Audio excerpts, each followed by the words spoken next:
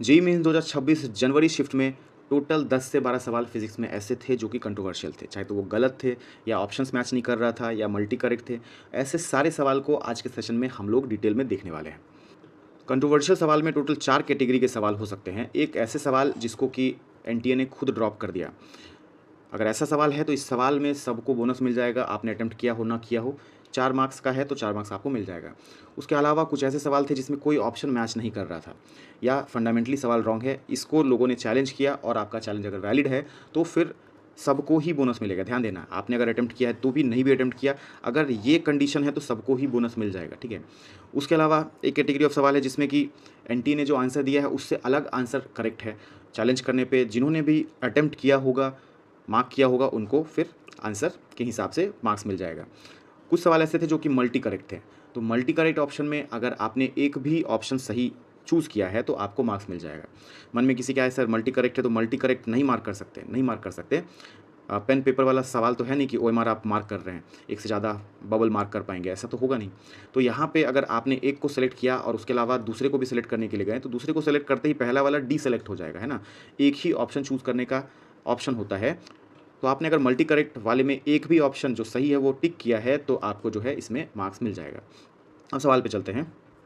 22 जनवरी morning shift का ये सवाल है। इस सवाल में कोई भी ऑप्शन मैच नहीं कर रहा है, गलती ये है, तो इसको चैलेंज करने पे ये बोनस हो जाएगा। सवाल देखते हैं। A thin convex lens of focal length 5 centimetre and a thin concave lens of focal length 4 centimetre are combined together without any gap and this combination has magnification m1 when an object is placed 10 centimetre before the convex lens. तो setup कुछ ऐसा दिया हुआ है, देखो ऐसा setup दिया है, चिपका हुआ है दोनों लेंसेज और कॉन्वेक्स लेंस से 10 सेंटीमीटर पे जो है ऑब्जेक्ट है, ठीक है। फोकल लेंथ दिया हुआ है कॉन्वेक्स का, कॉन्वेक्स लेंस का फोकल लेंथ जो है इसको 5 सेंटीमीटर दिया हुआ है और इसका फोकल लेंथ जो है कॉन्केव का फोकल लेंथ -4 सेंटीमीटर लिखोगे, नेगेटिव होता है इसका फोकल लेंथ, है ना। तो ये सेटअप दिया है पहले केस में और मैग्नीफिकेशन जो है वो मैग्नीफिकेशन m1 इस वाले केस में कंबाइंड मैग्नीफिकेशन अपने को बोला है, ठीक है। दूसरा सिचुएशन है कि keeping the position of convex lens and object undisturbed, a 1 centimetre gap 1 centimeter of gap introduced between the lens by moving the concave lens away which lead to change in magnification, और वो magnification हो गया m2, है ना। मतलब दूसरे situation में अपने को बोला है कि आप जो है लेंस को, ये जो कॉन्केव लेंस है इसको 1 सेंटीमीटर से स्लाइड कर दिए, अब जो इमेज फॉर्म होगा फाइनल, तो टोटल जो मैग्नीफिकेशन है दैट इज़ m2, तो हमें फाइंड करने बोला है m1/m2, ठीक है। अब इस दोनों केस में कॉमन ये है कि जो कॉन्वेक्स लेंस है, कॉन्वेक्स लेंस का ऑब्जेक्ट से दूरी पहले केस में भी 10 है, सेकेंड केस में भी 10 है, और कॉन्वेक्स लेंस का जो फोकल लेंथ दिया हुआ है, focal length of this lens जो है ये दिया हुआ है 5 सेंटीमीटर के बराबर। तो यहाँ से हम लोग बोल पाएंगे कि ऑब्जेक्ट तो 2f पे है, ऑब्जेक्ट अगर 2f पे है तो रियल इमेज ये बनाएगा कहाँ पे, कॉन्वेक्स लेंस तो रियल इमेज बनाएगा कहाँ पे, 2f पे, मतलब 10 बिहाइंड है तो 10 आगे बनाएगा, तो इसमें तो कैलकुलेशन का जरूरत ही नहीं है। और यहाँ पे मैग्नीफिकेशन की बात करें, पहले लेंस की वजह से जो मैग्नीफिकेशन होगा, केस फर्स्ट या केस सेकंड दोनों में ही पहले लेंस की वजह से जो मैग्नीफिकेशन बोलोगे v/u, v is 10 and u is -10, तो दिस मैग्नीफिकेशन विल बी -1, मतलब फर्स्ट लेंस का मैग्नीफिकेशन दोनों ही केस में क्या होगा, -1 होगा, ठीक है। एंड ये जो इमेज है फर्स्ट लेंस की वजह से ये बिहेव करेगा as object for the second lens, ठीक है, दोनों ही केस में होगा। अब जो सेकेंड लेंस है उसका क्या मैग्नीफिकेशन है, उसके हिसाब से हम लोग कंबाइंड मैग्नीफिकेशन लिख पाएंगे, m विल बी पहले लेंस की वजह से मैग्नीफिकेशन इनटू सेकेंड लेंस की वजह से मैग्नीफिकेशन, जिसमें पहले लेंस की वजह से मैग्नीफिकेशन दोनों केस में -1 ही होगा। अब फर्स्ट केस पे चले तो दोनों लेंस के बीच का गैप 0 है। अब I1 जो है ये तो ऑब्जेक्ट की तरह बिहेव कर रहा सेकेंड लेंस के लिए, तो सेकेंड लेंस के लिए जो है जो ऑब्जेक्ट है दैट इज़ 10 सेंटीमीटर आगे, है ना। तो यहाँ हम लोग बोल पाएंगे कि u जो होगा सेकेंड वाले लेंस के लिए, सेकेंड वाले लेंस के लिए u will be 10, focal lens second lens का ये दिया हुआ है 4, साइन के साथ लिखोगे, कॉन्केव के लिए -4 तो ये -4। अब v का ये फॉर्मूला तुम लगा सकते हो, कैसे आता है, तो 1/f 1/v - 1/u, 1/u को इधर लेके जाओ और फिर एलसीएम लोगे तो जो है v सॉल्व करके uf/u+f के बराबर आता है। हमें तो मैग्नीफिकेशन चाहिए ना, तो मैग्नीफिकेशन होता है v/u, आप u नीचे लेके आ जाएंगे तो मैग्नीफिकेशन जो है सेकेंड लेंस की वजह से जो मैग्नीफिकेशन आएगा v/u f/u+f, ये दोनों ही केस में तुम यूज़ कर सकते हो। तो यहाँ पे सेकेंड लेंस की वजह से जो मैग्नीफिकेशन ml2 लिख पाओगे दैट इज़ f/u+f, f का वैल्यू उठाओ कितना, -4, u का वैल्यू 10, फिर से f का वैल्यू जो है -4, तो यहाँ से ये आ रहा है -4/6 विच इज़ -2/3 के बराबर। And combined magnification ML1 into ML2 करोगे तो यहाँ से लिख पाओगे कंबाइंड मैग्नीफिकेशन, जिसको इस केस में बोला है M1, पहले लेंस की वजह से मैग्नीफिकेशन -1, दूसरे लेंस की वजह से मैग्नीफिकेशन -2/3। तो पहले केस में जो कंबाइंड मैग्नीफिकेशन है दैट इज़ 2/3 के बराबर, ठीक है। ऐसे ही सेकेंड केस में भी मैग्नीफिकेशन फाइंड कर सकते हैं। सेकेंड केस में भी जो ये लेंस है इसकी वजह से जो इमेज बना था that will behave as object for concave lens, और इस हिसाब से ऑब्जेक्ट डिस्टेंस देखो 1 सेंटीमीटर तुम इसको सरका दियो यहाँ पे, यहाँ से यहाँ का गैप जो है 10 सेंटीमीटर के बराबर है ना। तो कॉन्केव लेंस से जो दूरी होगा दैट विल बी 9 सेंटीमीटर। तो ये बोलेगा सर कॉन्केव लेंस की 9 centimetre will be the object distance +9, क्योंकि आगे की तरफ है। इसका जो लेंस का फोकल लेंथ है दैट इज़ -4, फिर से आप मैग्नीफिकेशन के फॉर्मूले में पुट करेंगे और यहाँ पे आप ML2 लेके आप पाएंगे, f का वैल्यू पुट करो, u और f का वैल्यू पुट करो, यहाँ से उठाओ तो f is -4, 9 plus -4 which will be ऐसे कुछ -4/5, दिस विल बी ML2। और सेकेंड केस में जो कंबाइंड मैग्नीफिकेशन होगा that will B ML1 into ML2। पहले लेंस का मैग्नीफिकेशन दोनों केस में कितना है -1, पहली बात कर चुके थे हम लोग, और सेकेंड लेंस का मैग्नीफिकेशन इज़ -4/5 इस वाले केस में, तो ये आ गया 4/5 के बराबर, ठीक है। तो अपने पास पहले केस में magnification combined magnification 2/3, second case में कंबाइंड मैग्नीफिकेशन 4/5। तो यहाँ से आप M1/M2 की बात करें, यहाँ से आप M1/M2 की बात करें, है ना, तो दिस विल बी 2/3, इसको लिख पाएंगे आप क्या 2/3 डिवाइडेड बाई 4/5, है ना। तो ये आ जाएगा 5/6 के बराबर, ये होना चाहिए आंसर, जो कि किसी भी ऑप्शन में देखो नहीं है, 5/6 किसी भी ऑप्शन में नहीं है, ठीक है। तो ये सवाल होगा बोनस, ठीक है। हाँ, इसमें हो सकता है लोगों को ये फॉर्मूला याद आए, है ना, combination of lens with gap के लिए ये फॉर्मूला लगाओगे तो इसमें दिक्कत क्या है कि फोकल लेंथ तो आएगा, कॉम्बिनेशन इस दोनों की वजह से एक सिंगल लेंस रिप्लेस करो उसका फोकल लेंथ, और ये कुछ गैप पे होता है, सेकेंड वाले लेंस से डी गैप पे होता है, वो डी गैप लेना पड़ेगा, कैलकुलेशन ऑलरेडी बहुत बढ़ जाएगा। तो ये यूज़ करने से नुकसान है, फ़ायदा नहीं, और ये NCERT में भी दिया नहीं है, तो इस पर रिलाई करने में आपका टाइम ज़्यादा इन्वॉल्व होगा कैलकुलेशन में भी, और मे बी इससे सही आंसर आए कि नहीं आए, है ना। तो यहाँ पे जो पहला फंडामेंटल अप्रोच है वो बढ़िया अप्रोच। अब सर आंसर जब पेपर में नहीं मैच करेगा तो क्या करेंगे, तो खुद पे भरोसा रखेंगे, पहली बात कि हम जो सॉल्व किए हैं स्टेप वाइज हम सही सॉल्व किए हैं, मेरा किया हुआ बिल्कुल सही है, तो पक्का ये सवाल बोनस होगा। खुद पे भरोसा रखना है, पेपर में जो है घबराना नहीं है। तो आंसर ये है, आगे बढ़ते हैं। ये सवाल है 22 जनवरी इवनिंग शिफ्ट का सवाल। इस सवाल में भी कोई ऑप्शन मैच नहीं कर रहा है, NTA के हिसाब से आंसर है फर्स्ट ऑप्शन, मतलब ये, लेकिन आंसर आ रहा है ACE। कैसे देखते हैं। Which of the following are true for single slit diffraction. Single slit diffraction के केस में बोला है width of central maxima increases with increase in wavelength keeping the slit width constant. Width of central maxima increases with decrease in wavelength keeping slit width constant, ठीक। Wavelength change करके जो है width of central maxima change कैसे होता है उस पर comment करना है। Width of central maxima increases with decrease in slit width at constant wavelength. अब स्लिट विड्थ को बदल रहे हैं और सेंट्रल मैक्सिमा के विड्थ पे कमेंट कर रहे हैं। डी ऑप्शन में भी वैसे ही है, तो ए सही होगा तो बी नहीं सही होगा, सी सही होगा तो डी नहीं सही होगा, है ना। और ई में बोला है कि brightness of central maxima increases for decrease in wavelength at constant slit width, तो इसको भी देखते हैं, ठीक है। तो देखो जो सेंट्रल मैक्सिमा का एंगुलर विड्थ होता है, एंगुलर विड्थ होता है 2 टाइम्स ऑफ लैम्डा बाई ए के बराबर, जिसमें लैम्डा होता है वेवलेंथ एंड ए होता है स्लिट का जो ये विड्थ है, गैप जो है, ठीक है। अब यहाँ तुम देखो, इसमें अगर तुम इसको आर्क लेंथ कंसिडर करते हो, ये थीटा है एंड दिस इज रेडियस, ये जो गैप है स्क्रीन एंड यहाँ जो सोर्स है, ये जो स्लिट है यहाँ पे, इसके बीच का गैप डी है, अगर इसको रेडियस की तरह कंसिडर करो, ये आर्क लेंथ कंसिडर करो और ये थीटा है, तो हम लोग लिख पाते हैं क्या, जो आर्क लेंथ होता है डैट इज़ आर थीटा, तो यहाँ पे आर इज़ डी और थीटा है 2 लैम्डा बाई ए के बराबर, है ना। तो लीनियर विड्थ जो होगा सेंट्रल मैक्सिमा का वो इतना होगा, एंगुलर विड्थ इतना होगा, जो भी है। विड्थ की बात करें, एंगुलर या लीनियर जो भी विड्थ है, आप अगर वेवलेंथ को बढ़ाते हैं, ए को कांस्टेंट रखिए तो ये बढ़ेगा, है ना। तो वेवलेंथ को बढ़ाने पे देखो central maxima, width of central maxima increases with wavelength को इंक्रीज करने पे बढ़ रहा, तो ये ऑप्शन तो सही है ही, ए ऑप्शन जो है वो सही है, ठीक है। तो बी ऑप्शन गलत हो जाएगा। उसके अलावा अगले ऑप्शन में बोला है कि width of central maxima increases with decrease in slit width, सही बात है। आप ए को अगर घटाते हैं तो भी ये विड्थ बढ़ेगा वेवलेंथ को कांस्टेंट रख के, ठीक है। तो इसको घटाने पे ये बढ़ेगा, उस हिसाब से सी होना चाहिए सही, तो सी हो जाएगा सही, तो डी गलत हो जाएगा, है कि नहीं। अब ई की बात करें तो ई ऑप्शन में ब्राइटनेस पे कमेंट किया है ना। ब्राइटनेस क्या होता है, इंटेंसिटी, इंटेंसिटी क्या होता है? एनर्जी फॉलिंग पर second per unit area, energy falling पर सेकंड पर यूनिट एरिया किसी सरफेस पे जो रिसीव होता है उसको क्या बोलते हैं? इंटेंसिटी बोलते हैं, और वही ब्राइटनेस के प्रोपोर्शनल होता है ना। अब यहाँ पे बोला है कि अगर आप brightness of central maxima increase करता है for decrease in wavelength at constant slit width. अब यहाँ पे बोला है कि brightness of central maxima increases for decrease in wavelength at constant slit width. तो ब्राइटनेस की बात करें तो दो बातें आती हैं। वेवलेंथ के घटाने से एक तो फोटोन, लाइट जो आ रहा है, फोटॉन्स का वेवलेंथ घटेगा तो एनर्जी ऑफ फोटॉन्स बढ़ेगा। वेवलेंथ घटने से रिसीविंग जो फोटॉन्स है उसका एनर्जी बढ़ रहा, पहली बात है, ठीक है। उसके अलावा वेवलेंथ को अगर घटाते हैं तो width of central maxima shrink करेगा। ज़्यादा वेवलेंथ पे विड्थ ज़्यादा था, ज़्यादा दूर में एनर्जी फैल रहा था, ज़्यादा सरफेस एरिया पे एनर्जी फैल रहा था, है ना। तो किसी एक पॉइंट पे अगर खड़े हो गए तो रिलेटिवली कम एनर्जी पर सेकंड रिसीव होगा। और वही अगर वेवलेंथ को घटाते हैं तो विड्थ घटेगा, तो सेंट्रल मैक्सिमा का जो स्प्रेड है वो कम हो जाएगा। पहले ऐसा था, अब वेवलेंथ घटाने पे स्प्रेड कम हो जाएगा, तो अब कम दूर में सेंट्रल मैक्सिमा का एनर्जी कंसंट्रेट हो रहा है ना।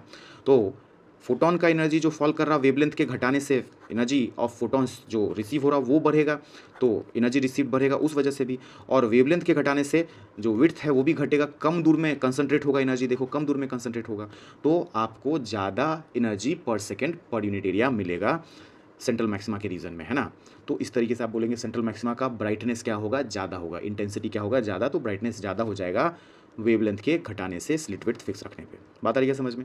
तो यहाँ पे हम लोग बोल पाएंगे सर ई ऑप्शन भी क्या है? सही है। तो उस हिसाब से आंसर होना चाहिए ए सी ई, है कि नहीं, जो कि कोई ऑप्शन में नहीं दिया हुआ है। तो चैलेंज करने पे ये सवाल क्या होगा? बोनस होगा, ठीक है, सबको मार्क्स मिलेगा। ये सवाल है 22 जनवरी इवनिंग शिफ्ट का सवाल। अब इसमें एनटीए का आंसर है 3 मतलब कि statement 1 true and statement second false. पढ़ो स्टेटमेंट को, बहुत आसान सवाल लेकिन तब भी गलत है। स्टेटमेंट पहला है an object moves from position 1 to position 2 under the conservative force field F, the work done by force W is this, ठीक है, माइनस लगा हुआ है। अब कंजर्वेटिव फोर्स हो या नॉन कंजर्वेटिव फोर्स हो, वर्क डन के लिए हम लोग एफ डॉट डी आर का इंटीग्रेशन लिखते हैं, है ना। तो वर्क डन के फॉर्मूले में माइनस तो नहीं आता है, तो उस हिसाब से यहाँ माइनस अगर दिया है तो ये स्टेटमेंट क्या हो जाएगा? फॉल्स हो जाएगा।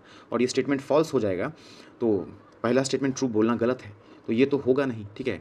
सेकंड स्टेटमेंट को पढ़ते हैं। Any object moving from one location to other location can follow infinite number of path, therefore amount of work done by object changes with path it follows for conservative force. देखो conservative force के definition में ही होता है कि आप किसी एक पॉइंट से दूसरे पॉइंट अगर लेके जाते हैं ऑब्जेक्ट को, आप पाथ कुछ भी लेके जाएं, पाथ कोई भी लेके जाएं, वर्क डन एक पॉइंट से दूसरे पॉइंट ले जाने में कंजर्वेटिव फोर्स के लिए पार्टिकुलर वैल्यू होगा, पाथ पे डिपेंडेंट नहीं होता है। तो सेकंड स्टेटमेंट गलत, पहला स्टेटमेंट भी गलत, तो दोनों स्टेटमेंट गलत है, तो फोर्थ होना चाहिए इसका आंसर, जबकि दिया क्या है? 3 दिया है इसका आंसर।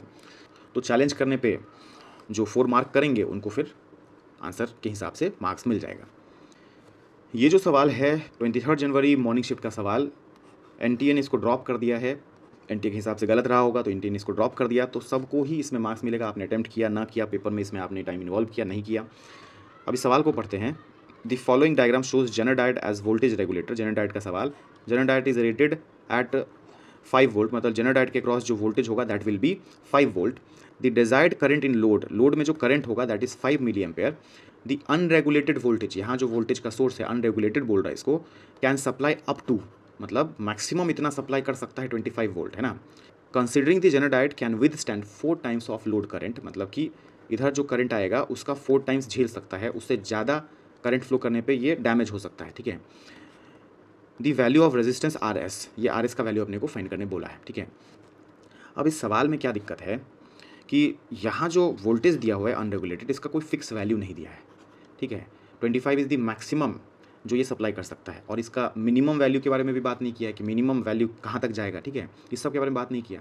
इस सवाल को फंडामेंटली अगर प्रोसीड करते हैं तो देखो क्वेश्चन में यहाँ से जो करंट आता है इधर जाता है लोड करंट, इधर जेनर डायोड में जाता है, इस दोनों का सम करने पे ये आई जो होता है जो आर एस से फ्लो कर रहा है, I will be I L plus I Z. Question में बोला है कि लोड में करंट चाहिए 5 मिली एम्पेयर, तो 5 मिली एम्पेयर हम लोग पहुंचा दिए, और ये जो मैक्सिमम करंट झेल सकता है लोड करंट का 4 टाइम्स, है ना, मतलब 5 का 4 गुना 20, है ना, तो ये 20 मिली एम्पेयर मैक्सिमम झेल सकता है।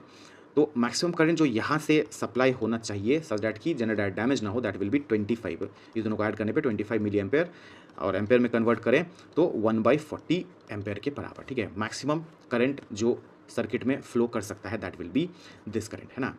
इससे ज़्यादा ना हो तो कंडीशन हम लोग क्या लगा सकते हैं, इनइक्वालिटी लगा सकते हैं कि current in this circuit should be less than equals to this maximum current, ये इनइक्वालिटी लगा सकते हैं। अब इसके अक्रॉस तो पता है कि 5 वोल्ट है ना, जनरल डायोड के अक्रॉस वोल्टेज 5 वोल्ट, तो बचा कुचा जो वोल्टेज होगा इनपुट में से, जो भी बचा कुचा वोल्टेज होगा वो इसके अक्रॉस जाएगा, और इसके अक्रॉस जो वोल्टेज लिखोगे that will B V-5, V में से 5 इसके क्रॉस एंड बचा कुचा इसके क्रॉस, दैट अपॉन RS करोगे, potential difference across this upon resistance, that will B current, I लिख पाओगे, एंड इस I पे इनइक्वालिटी लगा पाओगे कि ये मैक्सिमम करंट से कम हो या बराबर हो, है ना, इनइक्वालिटी सच दैट कि ये जनरल डायोड डैमेज ना हो। अब इस इनइक्वालिटी का यूज़ करके हम लोग आंसर पे अराइव कर पाते अगर सही तरीके से सवाल फॉर्म किया गया होता। यहाँ से तुम इस इनइक्वालिटी से RS को इधर लेके जाओ, 40 को इधर लेके जाओ, तो बड़ा वाला मुंह खुलेगा किधर की तरफ, RS की तरफ, ऐसे ये इनइक्वालिटी पे हम लोग आए।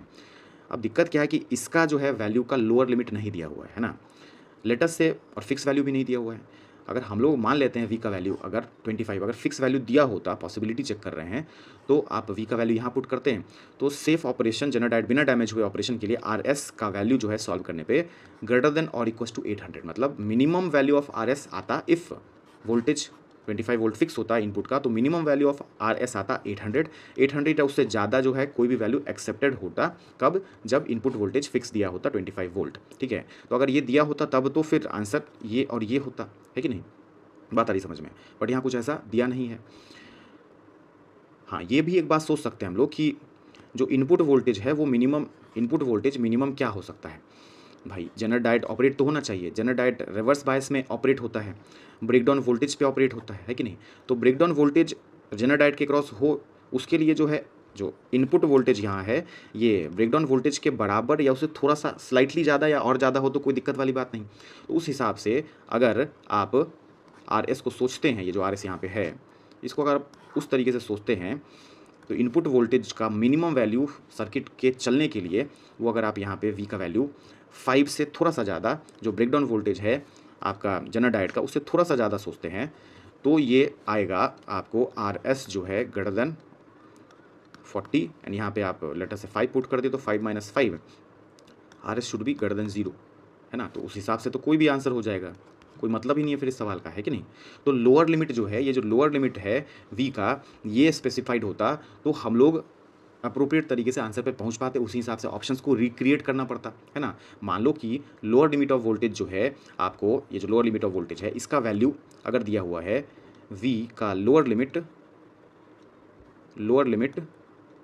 दिया हुआ है लेटेस्ट से 15 वोल्ट के बराबर, तो फिर RS बोलेगा कि सर हम जो है इनइक्वालिटी फॉलो करेंगे कुछ ऐसे 15 - 5, तो RS पे कंडीशन आता है RS should be greater than equals to 400, है ना।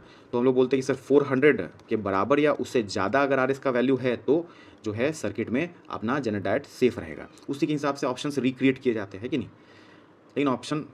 लेकिन सवाल में है फ्लॉ, डिटेल्स सही तरीके से नहीं दिया है, इसीलिए ये सवाल क्या कर दिया गया है, ड्रॉप कर दिया गया है, ठीक है। तो सबको इसमें मार्क्स मिल जाएगा जिसने अटेम्प्ट किया या नहीं किया, ठीक है। 23 जनवरी इवनिंग शिफ्ट का ये सवाल है, इसमें भी कोई ऑप्शन मैच नहीं कर रहा है, तो इसको चैलेंज करने पे ये बोनस हो जाएगा, सबको ही इसमें क्या मिल जाएगा, मार्क्स मिल जाएगा। A block is sliding down an inclined plane of slope theta at an instant t is equals to 0. This block is given upward momentum so that it start moving up on inclined surface with velocity u. The distance traveled by block before its velocity becomes 0. ठीक है। अब ये जो सवाल है देखने में आसान है, भी आसान। स्लोप की कभी भी बात करते हैं तो हॉरिजॉन्टल से आप कुछ हॉरिजॉन्टल से एंगल की बात करते हैं, वर्टिकल से नहीं। तो यहाँ पे हॉरिजॉन्टल से आप थीटा की बात कर रहे होंगे इंक्लाइंड का। अब इसको जब रिलीज़ किया जाएगा यहाँ पे, बाय डिफ़ॉल्ट हम लोग यहाँ मान रहे हैं फ्रिक्शन 0, क्योंकि फ्रिक्शन से रिलेटेड कोई डिटेल नहीं दिया है, तो सरफेस फ्रिक्शनलेस जो है ये मान रहे हैं। mg sin थीटा इधर लगेगा, mg cos थीटा इधर, नॉर्मल ऐसे लगेगा, नॉर्मल और mg cos थीटा बैलेंस करेगा, एंड mg sin थीटा की वजह से mg sin theta by m this will be acceleration, मतलब g sin theta down the inclined होगा इसका एक्सेलरेशन। अब सवाल बोला है कि आप जो है t equals to 0 stopwatch on किए, जब उस समय आप ब्लॉक को अपवर्ड मोमेंटम दिए जिसकी वजह से ऊपर की तरफ इसका वेलोसिटी u हो जाएगा, कुछ ऐसा आप काइनेमेटिक्स स्टडी करना पड़ेगा। इसका स्पीड ऊपर की तरफ u है, acceleration down the incline g sin theta, तो वेलोसिटी के अपोजिट में एक्सेलरेशन है, स्पीड घटते-घटते क्या होगा, 0 होगा, यहाँ पे जाके स्पीड हो जाएगा 0 और टर्निंग पॉइंट आएगा। तो मैक्सिमम जो ये इस इंक्लाइन पे क्लाइंब करेगा, यही तो लेंथ फाइंड करना है। मतलब अपने को ये जो लेंथ है, ये लेंथ अपने को फाइंड करने बोला गया है। तो यहाँ पे आप ए से लेके बी में काइनेमेटिक्स लगा के आंसर पे अराइव कर सकते हैं। अब द इंक्लाइन को पॉजिटिव मानिए, यू तो यू ही है, वी जो है 0 है, acceleration minus G sine theta. Sir minus G sine theta क्यों? क्योंकि आप अब द इंक्लाइन को क्या माने हैं, पॉजिटिव माने हैं। और अपने को आप फाइंड करने बोला गया है क्या, एस फाइंड करने बोला गया है। तो आप बोल पाएंगे एस को V square minus U square by 2a के बराबर, है ना, बाई 2a के बराबर। वैल्यूज पुट करिए तो ये जो ऊपर शिफ्ट होगा 0 का स्क्वायर माइनस यू का square upon 2 times of minus G sine theta. इससे आंसर आ जाएगा U square by 2g sine theta. ये होना चाहिए करेक्ट आंसर, जो कि किसी ऑप्शन में है नहीं। एनटीए के हिसाब से ये ऑप्शन दिया हुआ है, साइन होता तो फिर ये सही हो जाता। ठीक है, तो चैलेंज करने पे फिर क्या होगा, ये बोनस हो जाएगा, सबको ही इसमें मार्क्स मिल जाएगा। 23rd जन इवनिंग शिफ्ट का ही सवाल है। Beed P sliding on frictionless semi circular string ACB। P नाम का एक बीड ACB नाम के स्ट्रिंग पे स्लाइड कर रहा है। It is at point S at t equal to 0 at which at this instant the horizontal component of its velocity is v। अभी t इक्वल टू 0 पे ये S पॉइंट पे है और इसका horizontal component of velocity v दिया हुआ है। Another bead Q of same mass as P is ejected from point A point से टाइम 0 पे इजेक्ट किया गया along horizontal string AB, horizontal string में विद स्पीड v स्पीड से इसको आप t इक्वल टू 0 पे इजेक्ट किए। ठीक है, friction between the bead and respective string may be neglected in both cases. Let TP and TQ be the respective time taken by bead P and Q to reach point B। इसको B में पहुंचने में और इसको B पहुंचने में time जो लगा, that is TP and TQ। तो TP और TQ में क्या रिलेशन होगा ये बताना है। अब ये जो सवाल है, इसी तरीके का सवाल पहले 1993 में एडवांस में आया हुआ है, लेकिन एडवांस में लैंग्वेज क्लियर था, बिल्कुल क्लैरिटी से चीज़ों को बताया गया है। जैसे यहाँ बताया गया है कि ये एक हेमिस्फेरिकल बॉल है एंड यहाँ पे देखो P is sliding down, down बोल रहा है, डाउन बोल रहा है मतलब नीचे जा रहा होगा, और ये हेमिस्फेरिकल बॉल में नीचे जा रहा मतलब यहाँ पे वर्टिकल में इसका मोशन हो रहा होगा P पॉइंट का। ये इस वाले सवाल में, एडवांस वाले सवाल में दिया है। और एडवांस वाले सवाल में ये भी बोला है कि P एंड Q दोनों A से ही स्टार्ट हुआ है, A से स्टार्ट हुआ है ना। तो यहाँ पे क्या है कि Q को जब V वेलोसिटी इधर फेंके हैं और P को जब आप A से जो है फेंके हैं सच दैट की हॉरिजॉन्टल वेलोसिटी इस पॉइंट पे जो है P का दैट इज़ V, Q का भी यहाँ पे V है, तो Q का तो वेलोसिटी बदलेगा नहीं, वो इस ट्रैक पे चलेगा, टाइम लगेगा Q को 2r/v। लेकिन P की बात करें तो P का कहानी क्या है कि कर्व नीचे जाके ये ऊपर आएगा, तो इसमें हाइट पहले घटेगा, कहाँ तक, ये C पॉइंट तक तो हाइट घटेगा और उसकी वजह से GP घटेगा, तो काइनेटिक एनर्जी बढ़ेगा, एनर्जी कंजर्वेशन से स्पीड बढ़ेगा, तो x कॉम्पोनेंट ऑफ वेलोसिटी भी बढ़ेगा। तो उसकी वजह से तुम बोल पाओगे कि यहाँ तक में A से लेके C में स्पीड V से, तो x component of velocity V से तो ज़्यादा होगा, और सिमेट्री से जैसे जैसे ऊपर जाएगा तो धीरे धीरे हॉरिजॉन्टल कंपोनेंट घटते घटते घटते घटते यहाँ पे V होगा। मतलब थ्रू आउट दी जर्नी इस कर्व पाथ पे P का जो है हॉरिजॉन्टल कंपोनेंट V से तो ज़्यादा है, तो इसको टाइम लगेगा कम। Q का horizontal component is through out V और P का हॉरिजॉन्टल कंपोनेंट V से ज़्यादा है थ्रू आउट दी जर्नी, है ना। तो टाइम लगेगा P को क्या, कम, तो P को टाइम लगेगा कम और Q को टाइम लगेगा ज़्यादा। ठीक है, तो ये आंसर होना चाहिए, यहाँ पे ए आंसर होना चाहिए। बट यहाँ पे क्लैरिटी से नहीं बोला है सवाल में, यहाँ क्लैरिटी नहीं है। क्या क्लैरिटी नहीं है कि स्ट्रिंग जो है, पहले तो यहाँ स्ट्रिंग बोल दिया है ना, रिजिड सरफेस नहीं बोला है। स्ट्रिंग बोला है तो मन में आ सकता है कि स्ट्रिंग में जब ये बीड जाएगा कुछ मास का, तो हो सकता है स्ट्रिंग ऐसे मुड़े, इस तरीके से मुड़ जाए, एक ये कन्फ्यूजन आता है पहले। उसके अलावा ये जो है स्ट्रिंग कैसे प्लेस्ड है, अगर स्ट्रिंग को आप रिजिड भी मान लेते हैं कि शेप नहीं बदल रहा है, तो स्ट्रिंग कैसे प्लेस्ड है, क्या ये वर्टिकली प्लेस्ड है या हॉरिजॉन्टली प्लेस्ड है, ग्राउंड पे हॉरिजॉन्टली रखा है या वर्टिकली प्लेस है, तो ये भी इसमें नहीं क्लियर दिया हुआ है। तो इसीलिए क्वेश्चन हो जाता है कंट्रोवर्शियल। ऐसे सवाल को आप पढ़ के फिगर आउट कर पाएंगे कि तुरंत नहीं बनना है, तो इसको आप राउंड 1 में नहीं अटेम्प्ट करेंगे, पहले राउंड में आसान आसान सवाल को करेंगे, जो एक बार में इस कोने से उस कोना आपको आंसर समझ आ रहा हो, स्टेप समझ आ रहा हो, ऐसे सवाल को करके बढ़ेंगे।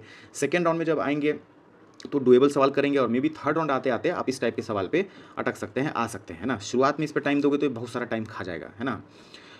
तो यहाँ पे क्या क्या अप्रोच हो सकता है टाइम ऑफ मोशन फाइंड करने का, तो बिल्कुल फंडामेंटली सोचे तो देखो यहाँ पे सिनेरियो क्या है कि स्ट्रिंग अगर लूज कंसीडर करते हैं, फ्लेक्सिबल कंसीडर करते हैं, तो पहले तो ये जो P पॉइंट है ये इस तरफ वेलोसिटी रखेगा, ये कुछ आगे तक जाएगा और जाने के बाद कुछ आगे तक जाएगा, और जैसे स्ट्रिंग टाइट होगा, स्ट्रिंग क्या होगा, जैसे ही टाइट होगा तो ये इलिप्टिकल पाथ में मूव करना चालू करेगा। ऐसा क्यों? क्योंकि इलिप्स में हम लोग बोलते हैं कि सर फोकस से जो दूरी होता है, अगर इलिप्टिकल पाथ पे कोई चल रहा है तो पहले फोकस, इसको पहला फोकस बोल पाओगे, इसको दूसरा फोकस बोल पाओगे, दोनों फोकस से इलिप्स के ऊपर कोई भी पॉइंट का जो दूरी होता है, इस दोनों का सम 2a के बराबर होता है ना। ये लेंथ और ये लेंथ का सम क्या होता है 2a के बराबर, है ना। तो 2a तो फिक्स वैल्यू, तो आप ऐसे सोच सकते हैं, है ना, कि ये इस तरीके से मूव करेगा। इसमें जो ये लेंथ है इस फोकस से इलिप्स और इलिप्स से बी तक का जो लेंथ है सम क्या होगा, कांस्टेंट होगा, है ना। तो धागे का लेंथ भी तो यहाँ कांस्टेंट है ना, यहाँ से यहाँ का लेंथ कांस्टेंट है। तो अगर बिल्कुल एक्चुअल मोशन की बात करें, धागा लूज है तो ये हॉरिजॉन्टल सरफेस पे हो या वर्टिकल प्लेन में हो, इलिप्टिकल पाथ फॉलो करना चाहिए, है ना। लेकिन उससे सॉल्व होगा नहीं सवाल, बहुत टफ हो जाएगा। सेकंड सिनेरियो है कि आप स्ट्रिंग को मान लेते हैं मैसिव, क्लोज टू रिजिड मान लेते हैं कि स्ट्रिंग अपना शेप जो है ये नहीं बदल रहा। उसमें पहला केस हो सकता है कि स्ट्रिंग जो कि रिंग की तरह एक प्रकार से बिहेव कर रहा है, ये हॉरिजॉन्टल प्लेन में रखा है ग्राउंड पे, है ना। हॉरिजॉन्टल प्लेन में रखा है ग्राउंड पे, हाइट नहीं बदल रहा है। तो सोचो अगर ऐसा है तो क्या होगा, जो ऑब्जेक्ट है उस पर mg लगेगा नीचे, है ना, ऐसे, और नॉर्मल लगेगा ग्राउंड से नॉर्मल लगेगा ऊपर। और उसके अलावा जो है ये जो रिंग की तरह इसको तुम सोच रहे हो तो इसकी वजह से नॉर्मल सेंटर की तरफ भी लग रहा होगा, है ना। जो भी है टोटल वर्क डन इस पे होगा 0, क्योंकि डिस्प्लेसमेंट हो रहा है हॉरिजॉन्टल में और ये फोर्सेज लग रहे हैं एक प्रकार से क्या वर्टिकल में।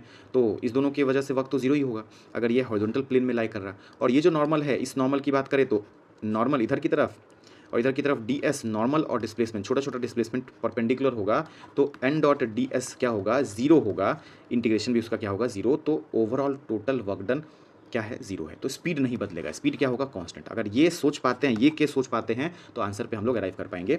अब यहाँ पे देखो Q को चलने में डिस्टेंस जाना पड़ा 2r, है ना। तो Q बोल रहा 2r/v हॉरिजॉन्टल कंपोनेंट था इसका तो एक्चुअल स्पीड ही v था। 2r/v Q को लगेगा टाइम। और P की बात करें तो P के स्पीड की बात करो तो देखो यहाँ पे ये v है, इसका कंपोनेंट ऑफ वेलोसिटी टाइम 0 पे ये यहाँ है, ये 45 है, ये 45, तो दिस हैज़ टू बी 45।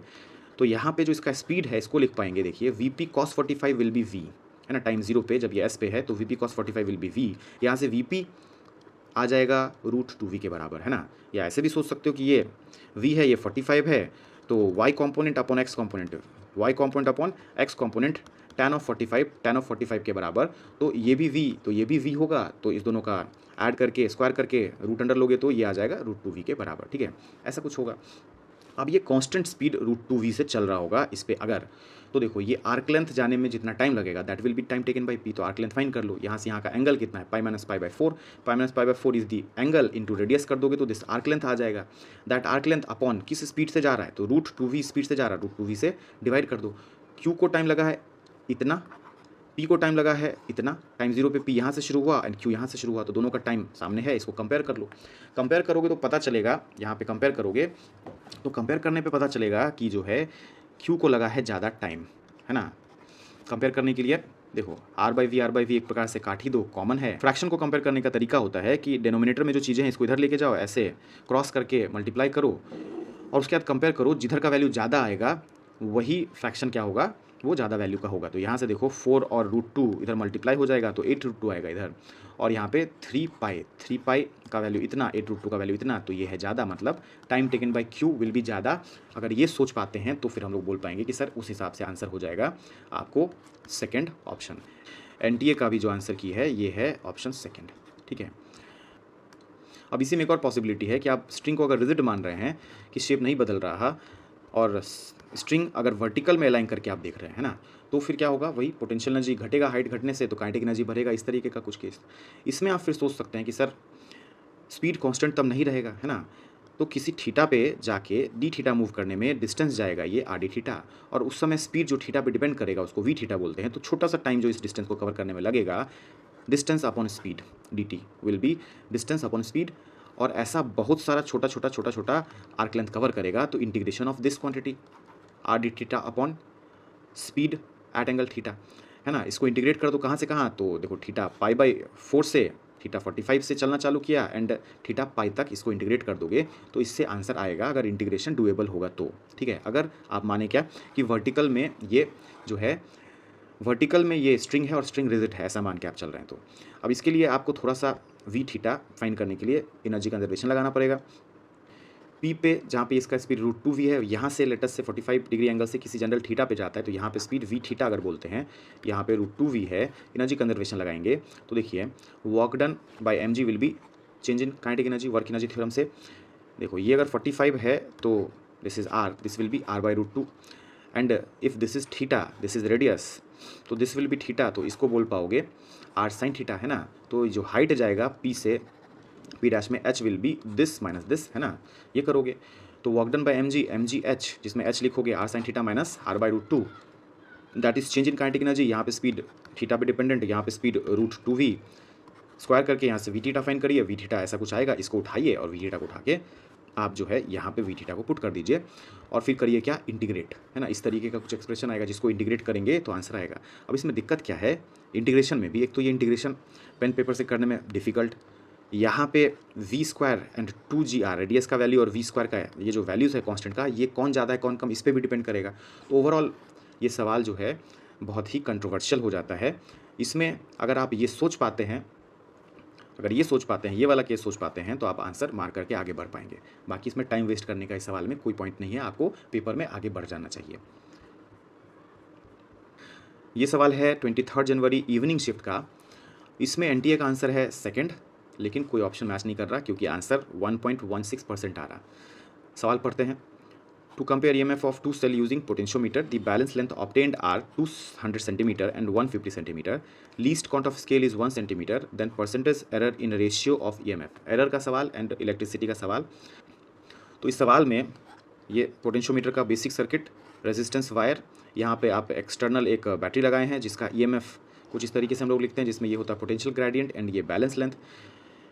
यहाँ पे जॉकी होता है जिसको आप स्लाइड कराते हैं। एक टाइम आता है कि ए से लेके पी में जो पोटेंशियल डिफरेंस है वहीं सी से लेके डी में भी अगर हो जाता है तो कोई करंट यहाँ से फ्लो नहीं करता, इधर से भी नहीं फ्लो करता, तो हम लोग बोलते हैं नल पॉइंट आ गया। उस समय जो बैलेंस लेंथ होता है, that balance length into potential gradient, ये आता है EMF के बराबर। प्रॉपर थ्योरी है। तो यहाँ पे दो EMF E1 और E2 की बात करें तो E1 by E2 will be, पहले के केस में बैलेंस लेंथ L1, दूसरे के केस में बैलेंस लेंथ L2, तो E1 by E2 will be L1 by L2, potential gradient cut जाएगा, है ना। इसको आप कंसिडर कर लीजिए ए। इसी के कैलकुलेशन में एरर का बात किया है, ठीक है। तो एरर एनालिसिस में पावर लॉ पढ़ते हैं कि कोई क्वांटिटी है जो एक्स वाई जेड पे पावर्स पे ऐसे डिपेंड करता है।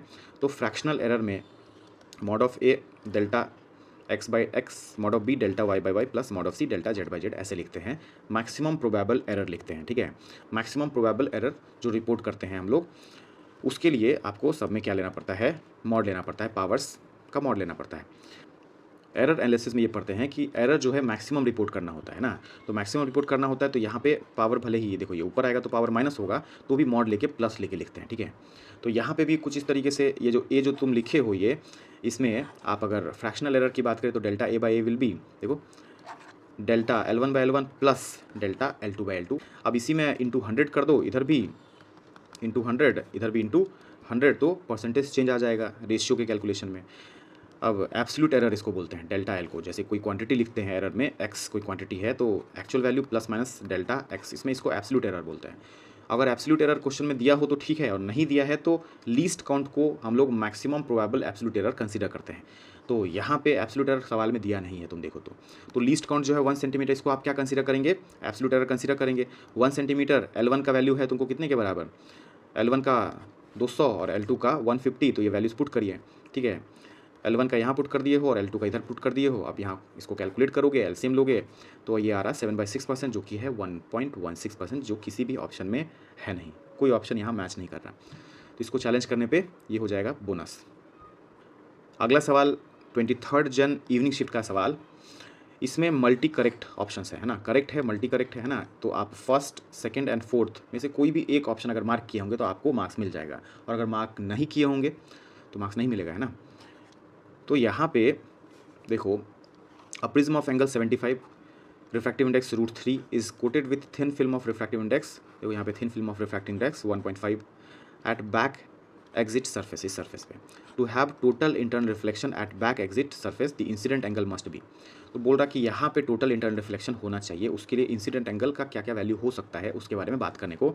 ये देखो sin 15 डिग्री, sin 25 डिग्री का वैल्यूज़ भी दिया हुआ है। तो पहले तो TIR यहाँ पे होने के लिए एंगल ऑफ इंसिडेंस यहाँ जो है that is R2, that should be greater than critical angle, है ना। तो अपने को क्रिटिकल एंगल फाइंड करना पड़ेगा।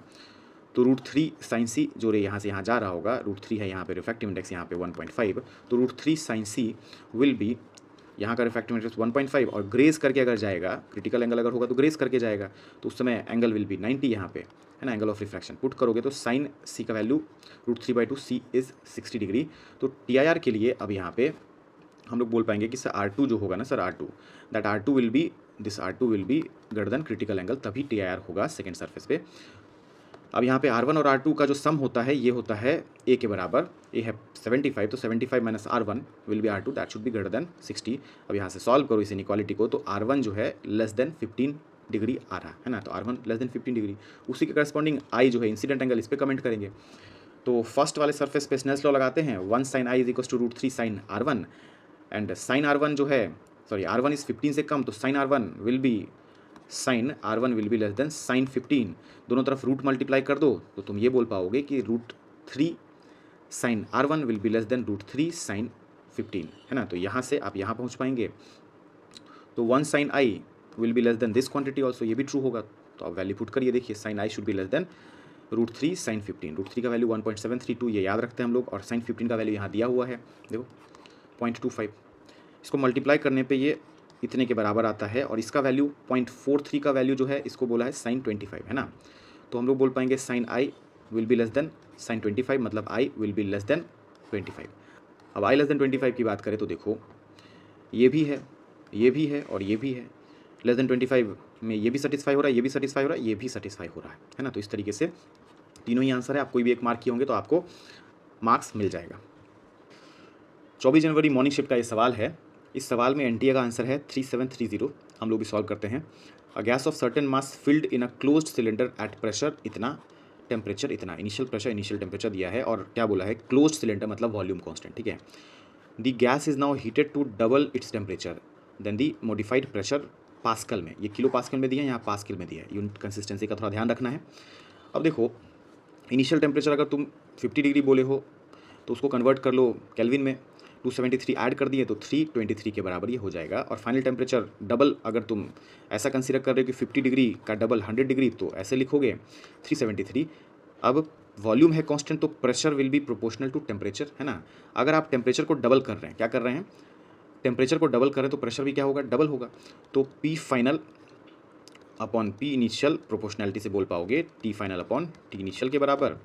यहाँ पे वैल्यूज पुट करिए, 373, टी फाइनल इनिशियल इज 323, और पी इनिशियल वॉज देखो 3.23 या 3230 पास्कल, इसको 3230 पास्कल लिखे तुम। अब इस क्वांटिटी को इधर लेके जाओ तो फिर पी फाइनल आएगा, देखो 3230 इंटू 373 अपॉन 323। अगर ऐसे सॉल्व किए हो तो देख पाओगे कि यहाँ 323 है और यहाँ 323 का 10 टाइम्स है ना। तो काटने पे ये आ जाएगा आपको 3730, है ना। बात आ रही समझ में। लेकिन फंडामेंटली एक फ्लॉ यहाँ पे है कि अगर कोई सोचे कि सर टेम्परेचर डबल करने पे प्रेशर भी तो डबल हो जाएगा, क्या बोला, टेम्परेचर जो है डबल होगा तो प्रेशर भी डबल होगा, तो सीधे इसका डबल करके आंसर नहीं लिख सकते हैं। तो सोचना तो ये भी सही है कि भाई टेम्परेचर अगर आप डबल करते हैं तो प्रेशर भी डबल होगा। पी इनिशियल मेथड 2 या अल्टरनेटिव अप्रोच, इनिशियल प्रेशर था 3.23 किलो पास्कल या फिर 3230 पास्कल, है ना। टेम्परेचर को आप डबल कर दिए हैं तो भाई प्रेशर भी डबल होगा, क्योंकि यहाँ पे टेम्परेचर एंड प्रेशर एक दूसरे के क्या है, प्रोपोर्शनल है। उस हिसाब से pressure final should be 2 times of pressure initial, तो उस हिसाब से तो 6460 पास्कल आंसर आना चाहिए, है ना। तो क्वेश्चन के लैंग्वेज में है फ्लॉ। अब अगर ये सवाल हम लोग पेपर में पढ़ते हैं, एक तो लैंग्वेज इसका सुधार के देना चाहिए, टेम्परेचर आप इनिशियल दिए तो फाइनल उसी हिसाब से देना चाहिए, है ना। लेकिन अगर पेपर में सवाल को तुम पढ़ते हो और तुम दोनों तरीके से भी सॉल्व करो तो कुछ ना कुछ आंसर पे पहुँचोगे। दोनों बात अगर तुम सोच पाते हो पेपर में तो बेटर है कि आप ये चूज़ करें। क्वेश्चन में क्लैरिटी होना चाहिए था, फाइनल टेम्परेचर चाहे तो स्पेसिफाई करना चाहिए था, या फिर इनिशियल टेम्परेचर मेंशन नहीं करना चाहिए था। फ्लॉ है सवाल में, ठीक है। हाँ, लेकिन अगर दोनों ही सॉल्यूशन मेरे समझ आ रहा है, दोनों ही सॉल्यूशन मेरे समझ आ रहा है, तो यहाँ पे ये काट के 10 आ रहा है ना, अच्छे से कट जा रहा। तो पेपर में आपको दोनों तरीका अगर आ रहा है तो आप इसको चूज़ करें, है ना। कंट्रोवर्सी में पढ़ने से बेटर आप एक मार्क करके आगे बढ़ें, ठीक है। ओके, ये जो सवाल है 24 जनवरी इवनिंग शिफ्ट का सवाल। अब इस सवाल में एनटीए का आंसर है 481, बट कोई आंसर आ ही नहीं रहा है, डेटा मिसिंग है। क्या मतलब, तो पढ़ो सवाल को। When 300 joule of heat given to an ideal gas, CP दिया हुआ है, its temperature rises from 20 to 50 degree Celsius keeping its volume constant. Mass of the gas अपने को फाइंड करना है, आर का वैल्यू दिया हुआ है, ठीक है। अब यहाँ पे बोला है कि क्या कांस्टेंट है, वॉल्यूम कांस्टेंट है, तो हीट सप्लाइड को N C V delta T लिखेंगे, है ना। अब यहाँ पे जो हीट सप्लाइड है दैट इज़ 300 जूल, एन का वैल्यू एन ही रहने दो, C V will be C P minus R, C P दिया हुआ है ना, तो सी पी माइनस आर, और चेंज इन टेम्परेचर 30 डिग्री का है, ठीक है। कोई बोलेगा कि सर यहाँ पे तो केल्विन है और यहाँ पे आप टेम्परेचर में चेंज, आर के वैल्यू में तो अपॉन में केल्विन है और यहाँ पे आप जो है डिग्री में लिख रहे हैं चीज़ों को, केल्विन में कन्वर्ट करके लिखें। तो एक बात समझो, तुम केल्विन में भी कन्वर्ट कर लो तो भी चेंज इन टेम्परेचर यहाँ पे 273 लिखोगे ऐड करके, यहाँ पे भी 273 लिखोगे ऐड करके, सब्ट्रैक्ट जब करोगे ना तो चेंज इन टेम्परेचर में 273 तो कटेगा ही। मतलब change in temperature degree Celsius में हो या फिर चेंज इन टेम्परेचर केल्विन में हो, सेम ही होता है चेंज, ठीक है। तो इसलिए 30 भी लिख दो, कोई दिक्कत वाली बात नहीं। अब यहाँ पे देखो आर का वैल्यू तुम यहाँ से उठा के पुट कर दोगे, पर दिक्कत क्या है कि नंबर ऑफ मोल सॉल्व करके यहाँ तो आ गया, इसको सॉल्व करोगे वैल्यू पुट करके तो 0.84 आता है number of mole. Number of mole को लिखोगे गिवन मास अपन मोलर मास, है कि नहीं। मोलर मास दिया नहीं है ना, मोलर मास कहाँ दिया है सवाल में, क्वेश्चन में गिवन मास पूछा है, गिवन मास का आंसर इतना बोल रहा सवाल, लेकिन मोलर मास तो मिसिंग है, तो ये सवाल हो गया गलत, है ना। इसको चैलेंज करने पर ये सवाल हो जाएगा बोनस, सबको मिलेगा इसका मार्क्स, ठीक है। 28 जनवरी मॉर्निंग शिफ्ट का ये सवाल है, एनडीए का आंसर इसमें है 3, लेकिन करेक्ट आंसर है 125%, जो कि कोई भी ऑप्शन में मैच नहीं कर रहा। An atom X is bombarded by shower of fundamental particles in 10 second, this atom absorbed 10 electron, 10 protons, 9 neutrons, the percentage growth in surface area of nucleus, nucleus होना चाहिए था, इज रिकॉर्डेड बाय। तो देखो कोई भी न्यूक्लियस में Z और ए जो लिखते हो, जेड होता है नंबर ऑफ प्रोटॉन, ए होता है number of proton plus neutron, है ना, मास नंबर। अब ये जो अपने पास यहाँ पे जो न्यूक्लियस है, इस न्यूक्लियस में आप जब ये सब पार्टिकल्स ऐड किए हैं तो इलेक्ट्रॉन ऐड करने से न्यूक्लियस के साइज़ पे तो फर्क नहीं पड़ेगा, हाँ प्रोटॉन ऐड करने से, न्यूट्रॉन ऐड करने से पड़ेगा। तो देखो प्रोटॉन जो है यहाँ पे ऐड होगा तो total number of proton will be 13 हो जाएगा, एंड प्रोटॉन प्लस न्यूट्रॉन 19 जब यहाँ ऐड होगा तो 8 + 19 हो जाएगा तुमको 27 के बराबर, मास नंबर 27 हो जाएगा। तो अपने पास पुराना न्यूक्लियस ये था, अब नया न्यूक्लियस ये है। रेडियस ऑफ न्यूक्लियस जो है इस तरीके से मास नंबर पे डिपेंड करता है, power 1/3, and surface area of sphere की बात करोगे तो 4πr² बोलते हैं, मतलब सरफेस एरिया r² के प्रोपोर्शनल होगा। तो फाइनल का सरफेस एरिया माइनस इनिशियल का surface area upon initial surface area जब लिखोगे तो इस तरीके से आएगा एक्सप्रेशन, 4π जो है ऊपर नीचे दोनों जगह से कट जाएगा, कैंसिल हो जाएगा। तो आप जो है r² की डिपेंडेंसी के हिसाब से सरफेस एरिया में परसेंटेज चेंज की बात कर रहे हैं।